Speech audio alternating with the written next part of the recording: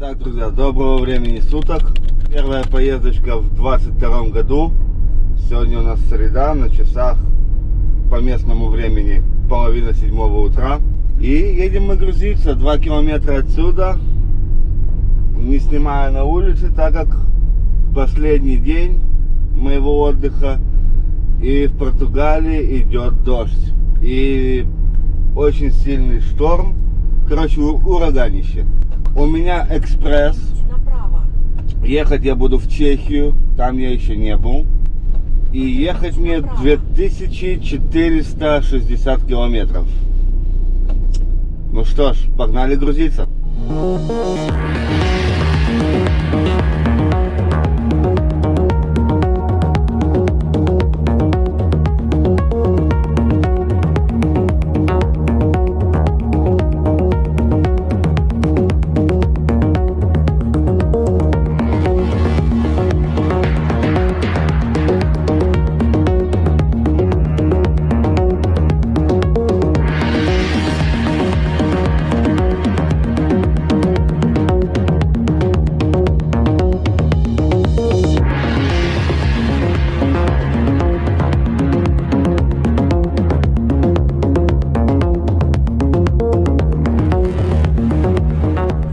Так, друзья, вот я и приехал. Вон я вижу, там еще бусажи стоят. 2 буса. Спят еще походу.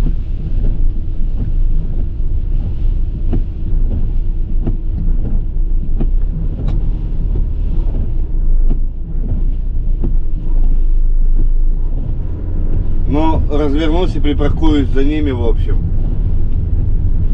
И заеду, я так понимаю, вместе с ними. Итак, друзья, заехали на загрузочку наконец-таки. Загружаемся, как обычно, под рампой.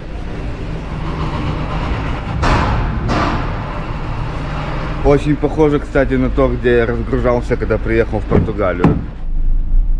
По-моему, это та же самая фирма. Просто неделю назад было, я уже подзабыл. Ну, в общем, грузимся, ждем свою ЦМР-ку и стартуем. Чехия. Не получилось вам заснять, что там. Короче, 800 килограмм и 8 палет. Машина опломбирована. Я так понимаю, это почта местечковая. Типа украинской новой почты и всего такого. Только это португальская. Сейчас ищем заправочку. Заправляем наш автомобиль. Чик. И едем тулем.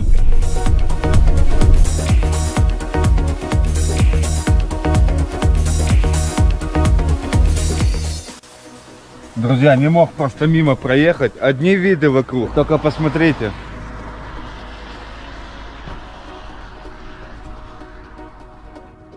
Прям на уровне облаков. Красота. И водичку можно набрать. Свеженькую. Ладно, едем, потому что ехать еще очень долго. Погнали.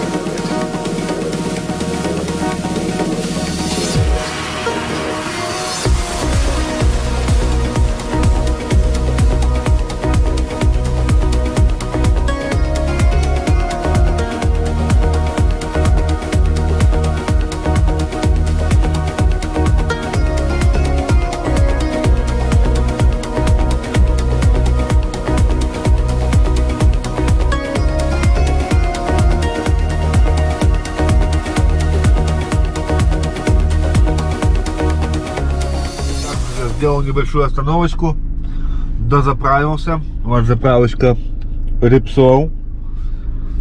Купил перекусить, потому что у меня уже все закончилось. Остались консервы, но я на них, честно, уже смотреть даже не могу. Купил себе вот такой вот багетик. Сразу они на месте тут готовят их, поэтому он свеженький, вкусненький. И вот такие вот колбаску вот такую с перчиком. Я сначала подумал, что это испортилось, а это, оказывается, перец. И сыр. Короче, это все вышло мне 2,70 евро. Ехать мне еще, сейчас скажу, 1860 километров.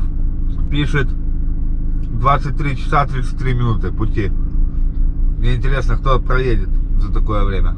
Ладно, друзья, сейчас обедаем, 15 минут отдыхаем и едем дальше. Погнали.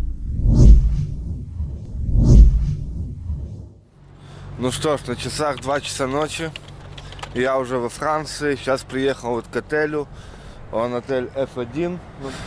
И вот тут есть еще один отель Originals. Какой-то Норд. Сейчас попробуем сюда заселиться, если тут кто-то есть. Если нету, придется спать в машине.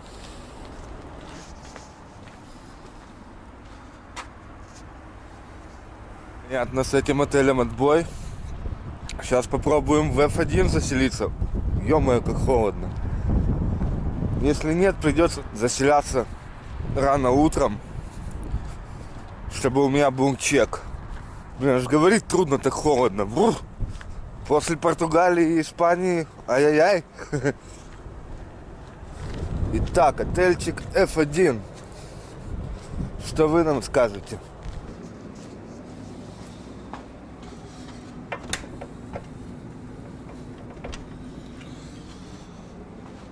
Короче, оба закрыты, на ресепшене никого нету. Брони не было изначальной. Это, видимо, вот и есть большая ошибка. Надо было заранее забронировать, оплатить онлайн. И я бы потом просто по коду зашел бы. Но мой логист не... Точнее, не логист, а... Ладно, упустим момент, кто именно. Но не шеф. Не отличается особо умом и сообразительностью, поэтому как случилось, так случилось. Я посплю до утра в машине, утром в 8 утра пойду сниму себе номер и до часиков 2 посплю нормально в номере.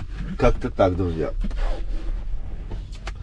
Ладно, с вами увидимся утром, я как раз покажу вам отель. Он как раз подороже, чем F1. Ну, я... Шефа Картера считаюсь, мне какая разница. Мне главное, чтобы номер был комфортный, чтобы не было как в этих задрыпанных F1, где душ и туалет находятся в коридоре, общие. Я так посмотрел по фотографиям того отеля, возле которого я стал. Называется он Originals Hotel Limoges Nord какой-то. Все, друзья, спокойной ночи. Bonjour. Room, one night. Your name? 1 minute.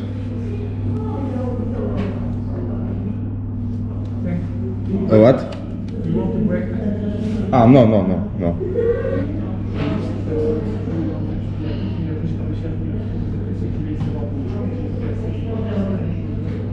Hello.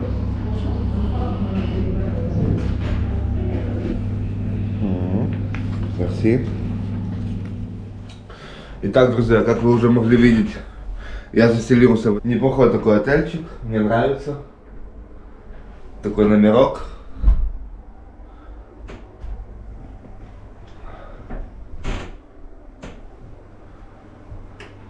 Телевизор, кондиционер,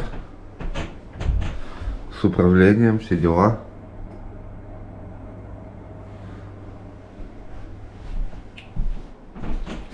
Рабочее место. Вид с окна, правда, не очень. Ну то ладно. Больше всего меня интересовало, и самое главное, это удобство в номере. Соответственно, душ, туалет, все в номере, отлично. Ну все, располагаемся. Здесь я буду недолго, где-то часа максимум 4. Взял отель для того, чтобы у меня был чек.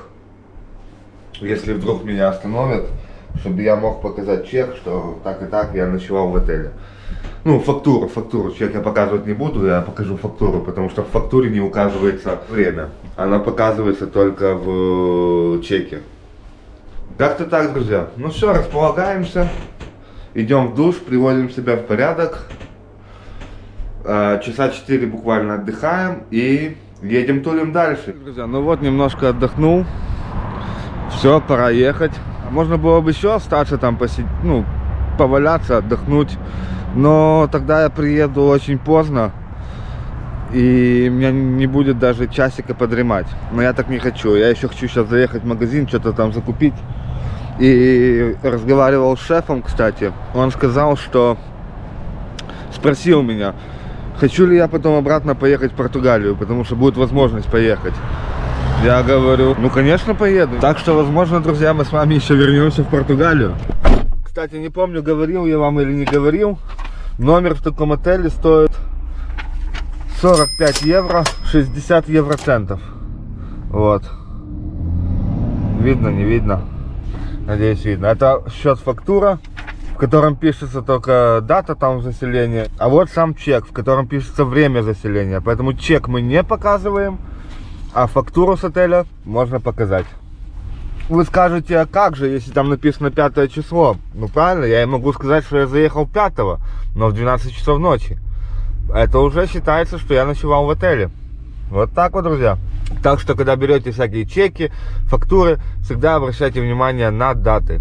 Потому что вы можете пропустить по своей невнимательности, и потом будет штраф. А если на фирму пойдет штраф, то хозяева фирм бывают разные. Бывают такие, что... Ну, в общем... Погнали искать магазин. Напоминаю вам снова-таки, что ехать еще 1220 километров. И Чехия, там я еще не был. Все, друзья, едем тулим.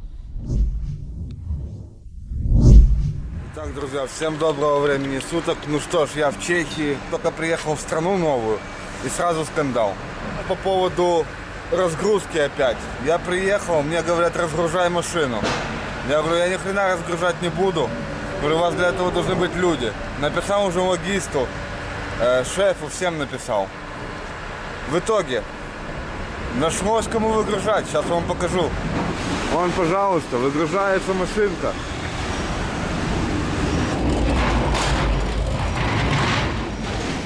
Все-таки, видите, друзья, когда начинаешь скандалить и отстаивать свои права,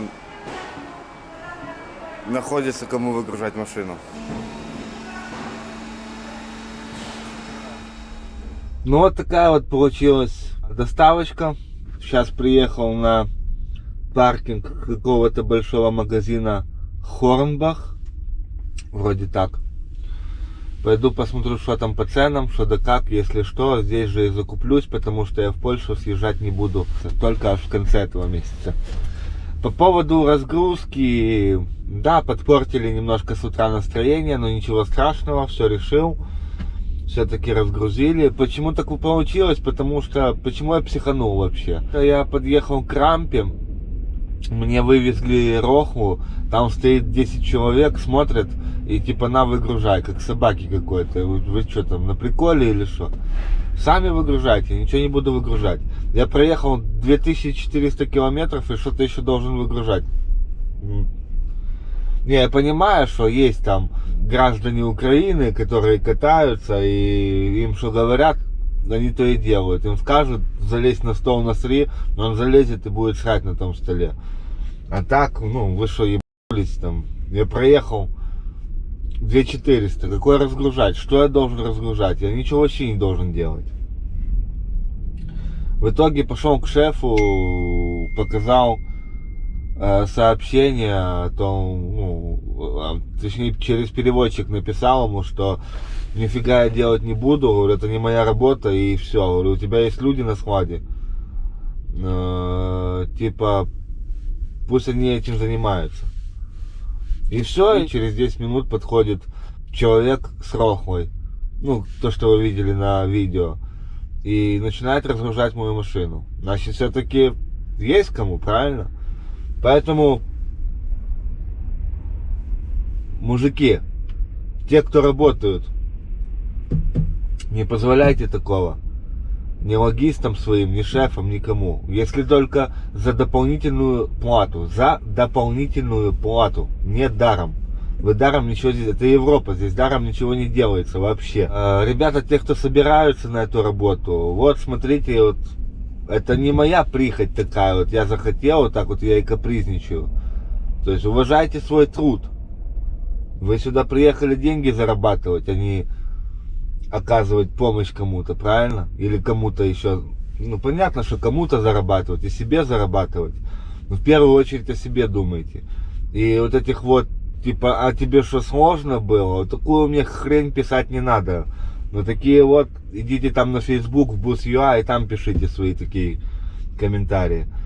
У меня любое телодвижение это эквивалент евро. Потаскать что-то рохлой — евро.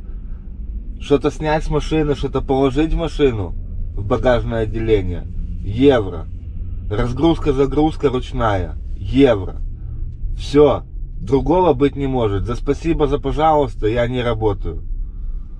Как-то так, друзья. На этом я с вами прощаюсь. Я пока еще не понял, что я в Чехии. Но они так разговаривают, что я на них смотрю вот так вот. А? В общем, друзья, все хорошо. Я пошел в магазин. Я с вами прощаюсь. Спасибо за внимание. Ставьте лайки, пишите комментарии. И до встречи в новых видео. Пока-пока.